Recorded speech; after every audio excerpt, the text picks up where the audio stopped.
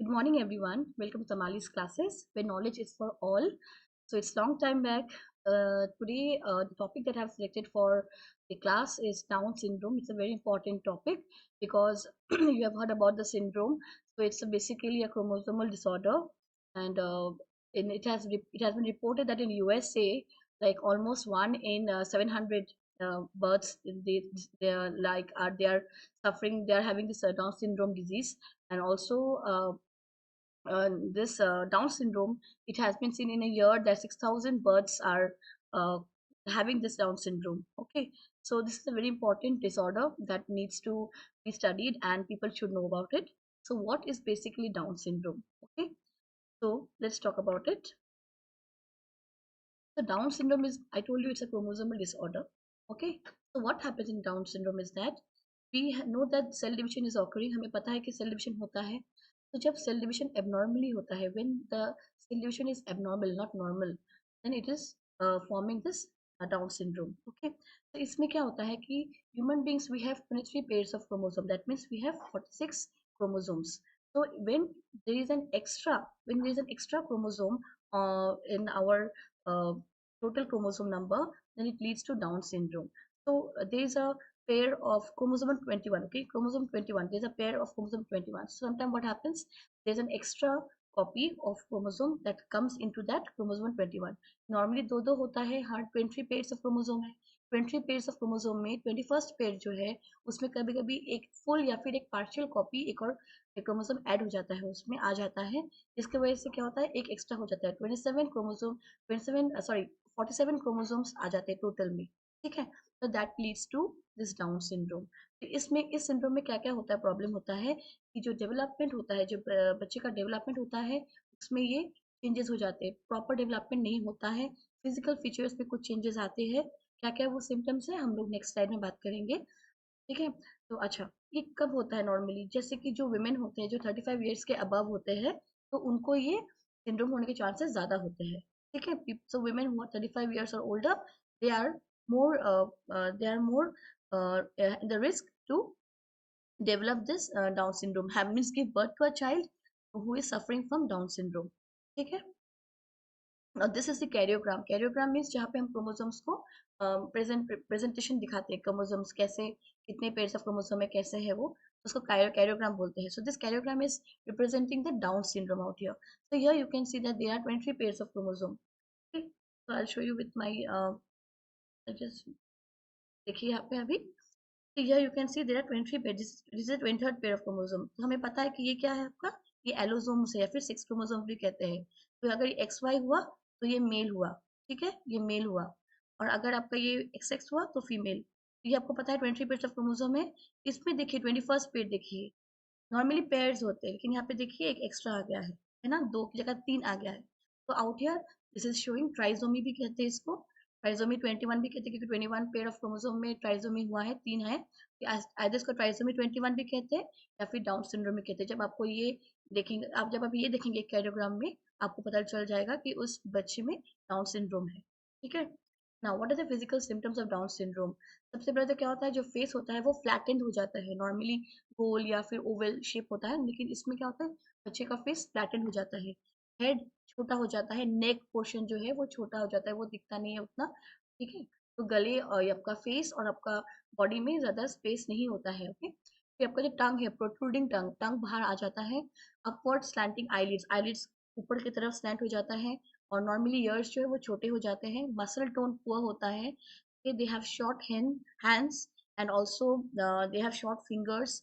And the height भी छोटा होता है उनका नॉर्मली कंपैरिजन में दूसरे बच्चों से. एंड फ्लेक्सिबिलिटी हमें बहुत ज़्यादा होती है. एंड एक टर्म है ब्रश फील्ड स्पॉट्स, मतलब क्या है कि जो उनका आइरिस होता है, आँख पे जो कलर्ड पार्ट जो बोलते हैं हम उसको आइरिस, आइरिस में क्या होता है, टाइनी व्हाइट स्पॉट्स हो जाते हैं, उसको ब्रश फील्ड स्पॉट बोलते हैं. So these are basically the physical symptoms of Down syndrome. Okay.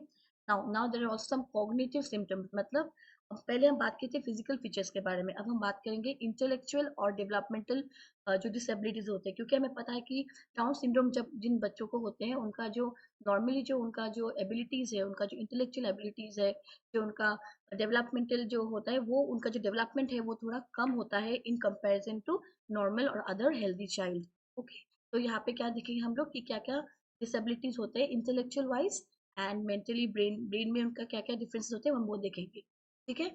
तो क्या हमें पता है कि हमारा ब्रेन हमको कंट्रोल करते हैं, राइट?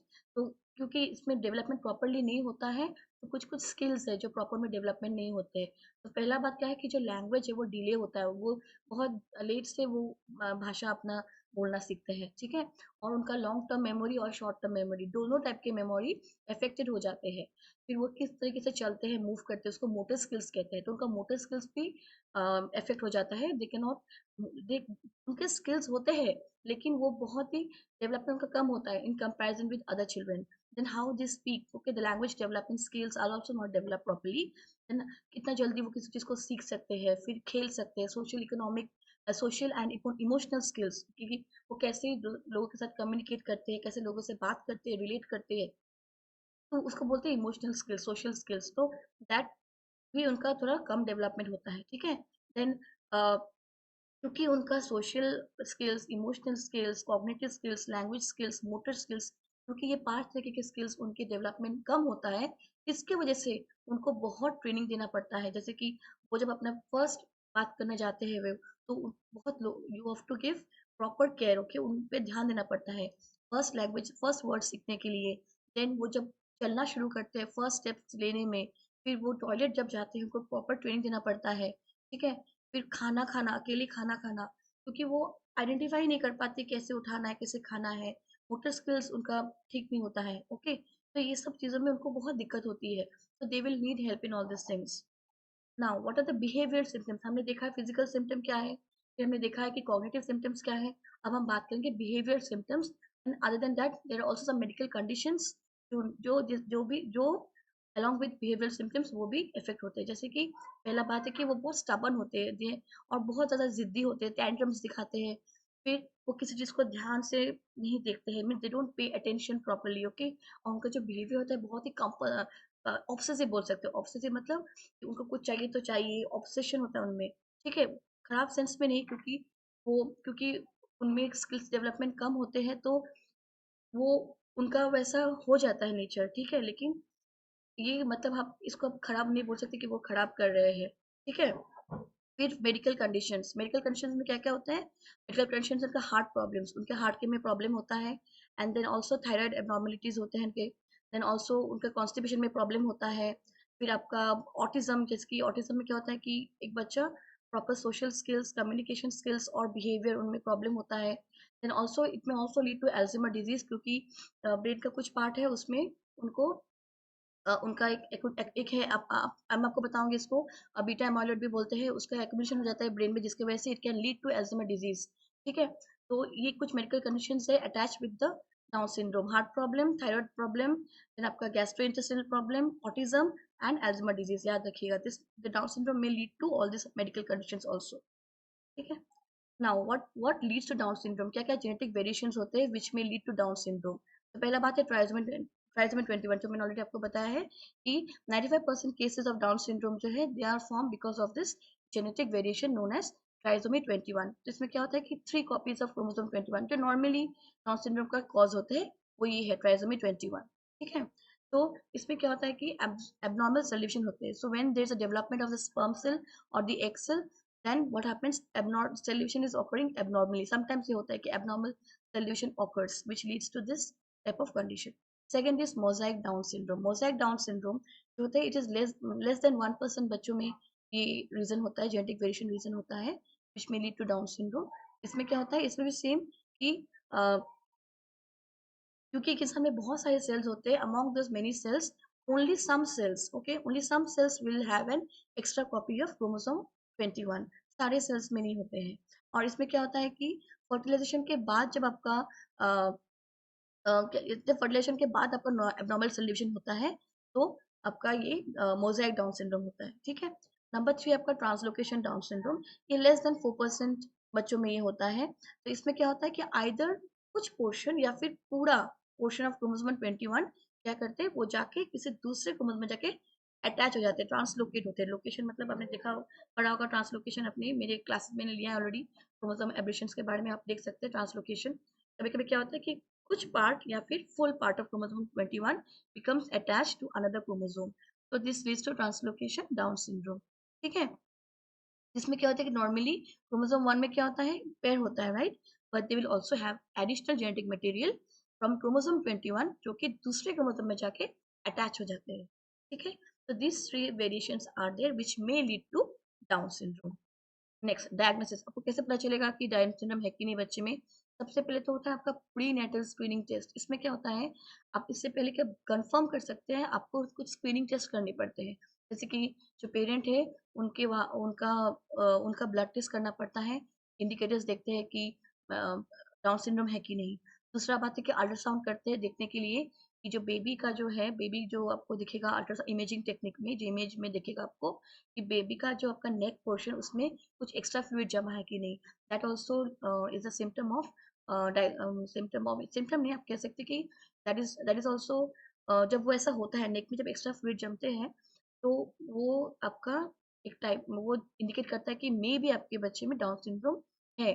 याद देखिएगा ये प्री नेटल स्क्रीनिंग टेस्ट है, स्क्रीन करते हैं. थर्ड है आपका प्रेगनेंसी टेस्ट. ठीक है, तो कभी कभी प्रेगनेंसी टेस्ट भी डिटेक्ट करते हैं कि अगर क्रोमोसोम में कुछ चेंजेस है कि नहीं. ठीक है, जैसे हमने देखा था कैरियोग्राम में देखा था. कैरियोग्राम में क्या देखा था, हमने क्रोमोसोम को देखा था. ठीक है, तो क्रोमोसोम में आप देख सकते हैं क्रोमोसोम में कुछ चेंजेस है कि नहीं. Okay, next. अच्छा, अभी जो है हमने देख लिया कि स्क्रीनिंग टेस्ट क्या हमने देख लिया. उसके बाद हम स्क्रीनिंग के बाद हमें पता चला कि हाँ हो सकता है. Then we go to the main test. एक है आपका एम्नियोसेंटेसिस है. ठीक है, नेक्स्ट है आपका CVS chorionic villus sampling. Third है आपका PUBS test, percutaneous umbilical blood sampling. क्या होता है कि फर्दर ब्लड लिया जाता है, ब्लड लेके आपका ये सब टेस्ट करते हैं, या फिर जो फ्लूइड है आपका फ्लूइड लिया जाता है प्रेगनेंसी के बाद, प्रेगनेंसी टाइम पे वो देखते हैं कि बच्चे में आपका डाउन सिंड्रोम है कि नहीं. ये कुछ टेस्ट है जो परफॉर्म किया जाता है. These are all pregnancy test जो आपका दिखा जाता है to detect if there is any chromosomal changes in the child और नॉट. ठीक है, चाइल्ड या फिर जो होने वाला चाइल्ड है उसमें होता है कि नहीं. नेक्स्ट है आपका डायग्नोसिस आफ्टर बर्थ. सोचिए कि जन्म हो गया बेबी का, आपको पता नहीं चला है. कभी कभी ये नॉर्मल होता है कि आपको पता ना चले. ठीक है, कभी कभी बर्थ के बाद भी पता चलता है कि बच्चे को डाउन सिंड्रोम है. तो उस वक्त आपको कैसे पता चलेगा कि बच्चे में डाउन सिंड्रोम है कि नहीं? आप देखते हैं कि बच्चे का डेवलपमेंट प्रॉपर नहीं है, तो you can go for karyotyping. Okay, जब कैरियोटाइपिंग करते हैं तो बच्चे का क्रोमोसोम को हम देख सकते हैं कि आपको उसका 21st पेयर ऑफ क्रोमोसोम में कुछ एबनॉर्मलिटीज है कि नहीं. अगर दिखाई दे दिया कैरियोटाइप में तो इट्स कंफर्म कि the child is suffering from down syndrome. ठीक है, नेक्स्ट ट्रीटमेंट क्या है इसका. देखिए ट्रीटमेंट इसका क्या है कि एक बार ये हो जाता है तो आप चेंज नहीं कर सकते, but there are some therapies which you can give to the child. जैसे कि पहला है कि फिजिकल थेरेपी. उस फिजिकल थेरेपी से क्या होगा, उनका मोटर स्किल्स डेवलप हो सकता है, उनका जो मसल्स है वो स्ट्रेंथ हो सकता है. एंड ऑक्यूपेशनल थेरेपी, उनका जो मोटर स्किल्स है वो डेवलप करना, फिर डेली टास्क इजीली कैसे कर सकते हैं. स्पीच थेरेपी, ताकि वो ठीक से बोल पाए, अपना फर्स्ट वर्ड्स ठीक से ले पाए, कम्युनिकेट कर पाए ठीक से. देन बिहेवियरल थेरेपी, कैसे वो बिहेव करते हैं, वो इमोशनली कैसे बिहेव करते हैं, रिएक्ट करते हैं. Those things can be done. Okay, फिर स्कूल्स में आपका स्पेशल एजुकेशन प्रोग्राम्स होते हैं वो देख सकते हैं. फिर डाउन सिंड्रोम के साथ जो आपका अलग से जो मेडिकल कंडीशंस और होते हैं उसको ट्रीट किया जा सकता है. फिर क्योंकि उनमें उनको हियरिंग प्रॉब्लम, आई साइट प्रॉब्लम होता है, तो they can use glasses for vision problems, and also they can use hearing devices for hearing loss. ठीक है, अब कुछ इंपॉर्टेंट नोट्स ये है कि डाउन सिंड्रोम का कोई क्योर नहीं है. पहला बात, ठीक है, कोई क्योर नहीं है. इसको प्रिवेंट भी नहीं कर सकते हैं, पर आप इसको ट्रीट कर सकते हैं. ठीक है, और जो डाउन सिंड्रोम के जो बच्चे होते हैं दे उनका जो लाइफ एक्सपेक्टेंसी है वो 60 ईयर्स का भी जा सकता है, या फिर उससे भी ज़्यादा जा सकता है, अगर उनको प्रॉपर गाइडेंस मिले, प्रॉपर हेल्प मिले. ठीक है, नाउ जिन जो बच्चों के डाउन सिंड्रोम होते हैं वो जब फर्दर जब उनके बच्चे होते हैं तो उनके बच्चे हो सकते हैं. Okay, they can give birth to children. Next is that अगर एक पेरेंट का डाउन सिंड्रोम है तो ये प्रोबेबिलिटी है कि the risk of passing okay that syndrome, the genetic condition to the next generation, जो फ्यूचर चिल्ड्रन है, that the percentage is 30% to 50% risk है कि वो आपका ट्रांसफर हो सक वो जेनेटिक कंडीशन आपका पास हो सकता है टू द नेक्स्ट जनरेशन. ठीक है, तो जो अभी एक चीज याद रखिएगा, जिनके डाउन सिंड्रोम होते हैं they will need proper guidance assistance throughout their lives. ठीक है, and lastly National Down Syndrome Society and National Association for Down Syndrome, ये जो दो आपका ऑर्गेनाइजेशन है, they are there for supporting supporting and also providing information about this syndrome. So this is all about Down syndrome. I hope आपको मैं जितना मैंने कोशिश किया जितना हो सके आपको इन्फॉर्मेशन दे सकूं. I hope you have like today's class. Please to subscribe my channel Tamali's classes for more such videos, and thank you for watching this video.